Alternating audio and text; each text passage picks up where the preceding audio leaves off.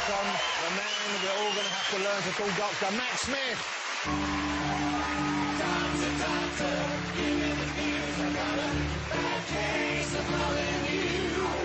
Don't kill fortune, what else? I got a bad case of loving you.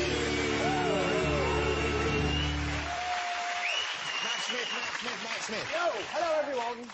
There's a whole audience here. It's a whole audience here, and many of them, like me, are very excited to meet you properly. Well, that's a... Thank you very much for saying so. We're excited because, of course, you are now the Doctor. I am. What a thing that must be. What a change in your life already, even though we haven't seen the shows yet, even though the impact hasn't been felt. When did you audition for this role? When and how did you find out you got it? Well, my mum randomly texted me saying, you should be the next Doctor, about a sort of week before my agent called me and said, do you fancy auditioning for the part? And so I said, yeah.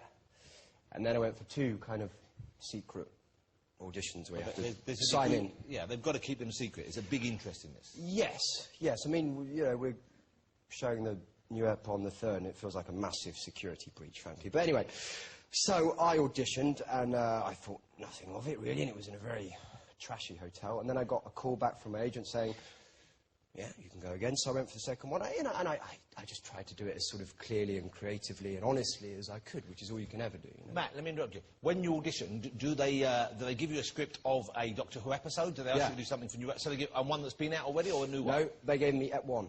So they gave you something from the new series? Well, you know, first it was just some sides and then it was the whole ep. And I read it because I was part of that barren age where it wasn't on TV. Yeah. The dark years, we call them. The dark years. And what were they doing, right? Come on, it's Doctor Who, it's the best. Anyway, I digress. Anyway, so I got the part, and then I found out, and then, of course, I couldn't tell anyone for 3 months. So they told you you had the part, and you couldn't tell anyone? You couldn't even tell family? They didn't want you to tell I told friends? my mum, my dad, and my granddad. I told him on Christmas Eve, and you know, he was very excited, and my sister. But that was it. That was literally it. So you have to keep it quiet? Yeah, of course. How great to be the new Doctor. How excited are you? Oh, man, I'm thrilled. I mean, I don't know, to my mind it is pretty much the best part in British televisual history, isn't it? I think.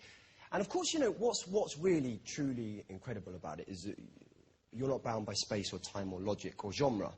So as an actor, it's sort of infinite, really. Because you can do it, you can be a Shakespearean character in it, you can also be in the far-flung future, you can even be a different character. I mean, in the David Tennant years, of course, and sadly they're over, and he was a tremendous Doctor. He was wonderful, you know. As was Christopher Eccleston. I loved Chris as well, I thought Chris was great, But there was one small story strand where he'd completely forgotten he was the Doctor. Who? David did? Yeah. In the show, you mean? Do you not watch the series? Oh, sorry, you mean in the actual, as a narrative structure? Real life, he didn't right, sorry, of course, He didn't wake up and said, oh, I'm out of work. Yeah. Be worrying, wouldn't it? I'm saying, as an actor, that must be great knowing you don't, the infinite possibilities, nearly. Yeah, it is. I mean, it's something that, obviously, as the series goes on, you realise more and more, and I think my Doctor probably becomes more assured as the series evolves and develops. And, I mean, you know, of course, it's infinite narrative, and therefore there are infinite multitudes of the character that you can explore and that sort of become more and more interesting. I mean, we meet the companion in a very ingenious way. I showed it you earlier. I've got this to show you, sir. This is the new Sonic Screwdriver. Man. That's wow. This is the proper one. That's it. This is the one you use in the show. Yeah. Because I know they're going to bring out a toy version of this, and I've held one of the toy ones, and obviously it's considerably larger. This is the actual one. That is the one. Oh man, I'm excited now. Yeah, of course. Right, it's cool, isn't it? And that's where he checks all the readings. Someone's trousers are going to fall down right now. Did you, when you got it, did you practice at home brandishing it and whipping out your pocket? Yeah, absolutely. And I sort of tossed it a few times. Can I say it? Yeah. There you are. And that's where he checks his readings. Well, you like that? Yeah. It's exciting. I started doing that quite a lot to start with. So because the weight of it's different to the old one, because I use the old one, of course. So when they make you a prop, you do it at the beginning, they give it to you to go and to make it your own, to play around with it. Yeah. I think with anything dramatic, you sort of have to reinvent it as your own thing, you know? Now, the TARDIS is different as well, isn't it? It is, yeah. You're going to love that. It's great. How is it different? Again, I can't give too much away. Oh, it's bigger. There you go, it's bigger. Well, how can it be bigger? Well, it's bigger. What, bigger on the inside? It's bigger on the inside than bigger on the inside previously. Yeah, it's bigger. But the outside is still smaller? The outside is still a police blue box, yeah. So the outside looks exactly the same? Well, it's a different tint. There's a different blue. That's not the most exciting revelation really? Okay, I could have sorry. wrinkled out of you. Yeah. No, I mean, it's sort of bigger on the inside. There are... it's difficult because you can't really give away a lot. There are levels to it, I'll say that. It's got whole other rooms. Oh, yes, it's got whole other rooms, yes. It's got a pool and a library and It has got a library, hasn't it? Yeah. Is there like a hot tub in there for like smoochie nights? For alone time with me and Amy, yes. Yeah, yes, and yes. so Amy is the new companion. Yes, the lovely new companion played by Karen Gillan, who's Karen who's Gillan, a lovely young actress, and they've gone for a ginger lady again. They have, yes, a fiery red. Is this a kind of like a proactive thing? They're trying to welcome them back into the bosom of... No, because a ginger person gets a bad time, can get a hard time in the UK, the Right, ginger okay. mingers. And now they're saying, that's what people call them. And so they're saying, no, look. Redheads are cool. A doctor loves a redhead person.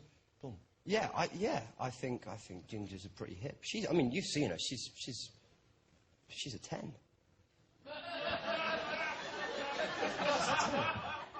Sober 10 or drunk 10?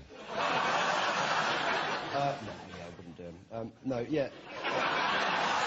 No, it's a joke. It's a joke. We have a clip.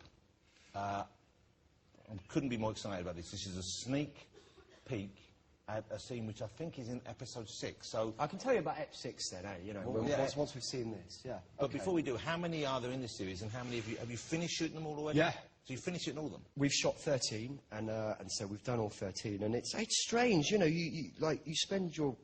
Because it takes up all your time, just, you know, the line learning is extraordinary, so it's strange now to suddenly hand it over and people are going to... So you can relax a little bit? Yeah, well, I guess so, yeah. Okay, let's have a look. This is from episode 6. Can you tell us anything about this? Do you want me I to... can. This episode is called Vampires in Venice.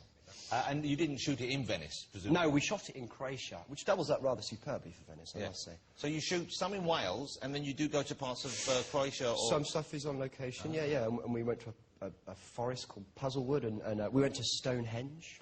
So, so there's a Druid episode. Yeah, which is rather glorious, and we got to go in the middle of it, which was... Were you remotely tempted to carve your initials with one of them? Absolutely, I wanted to climb on one, but they wouldn't let weren't you? having any of it, yeah. Let's have a look now then. Vampires in Venice, look at this. That looks great, doesn't it? Doesn't it look great? Yeah. And the outfit we saw you in there, which is the little bow tie and all that, is that the outfit that you wear as a doctor? Yeah, that is. But, it varies. And one thing I will say about this particular doctor and his costume is I think it will evolve, you know. I think it will be something that is quite like a hat. Well, you should have a word with him. Yeah, well, I have had a word. Can you bring in your own things and say, how about this? Yeah, I mean, I brought in the tweed jacket and the braces, and then I tried a bow tie, and they're a bit like... I don't know, but it just sort of sat right. You know. So how long will you stay in the role? How long have you agreed to stay at the moment, and could that, or would that be extended, do you think? Yeah, I mean, look, I hope to do at least... Well, I hope to do at least another year, and ideally a couple more years. We'll see. You know, because it's a wonderful part, and I want to keep it. And I've, you know, sort of got my teeth into it now, and it's... So David was there for 4 years, I think. He was, yeah. I think the longest-serving doctor is Tom Baker. 7, wasn't it? 7 years, Yeah. Whether... I know a few people involved in the series and TV. Some people have been writing, some people who've just involved as future writers. And everyone who's seen the footage of you has said it's going to blow everyone away. That's very kind of you to say. Thank you. That you're incredible in the role. Thank you know, I don't think a lot. it's a task that many people would envy following David Tennant, who was just incredible. I mean, really was. And the last couple of episodes, I don't think I've engaged as fully with drama on TV. It was but that's what it can do. That's the beauty of it. That's the power of it. You know, yeah. But you are apparently living up to all those expectations. So I can't wait to see it. I welcome you to the role. I hope you have a tremendous time doing it, and I'm sure it's going to be an exciting new time for everyone who loves the series. Ladies and gentlemen, Mr. Matt Smith. Thank you, Jonathan. Cheers, yeah. Want to stay for the music, or do you want to... Oh, yeah, I'll stand have a little watch. Absolutely. Thanks to all my guests tonight, Matt Smith, of course, Professor Brian Cox and Emma Thompson. Next week, my guests will be comedian, writer and star of multi-award-winning American sitcom 30 Rock.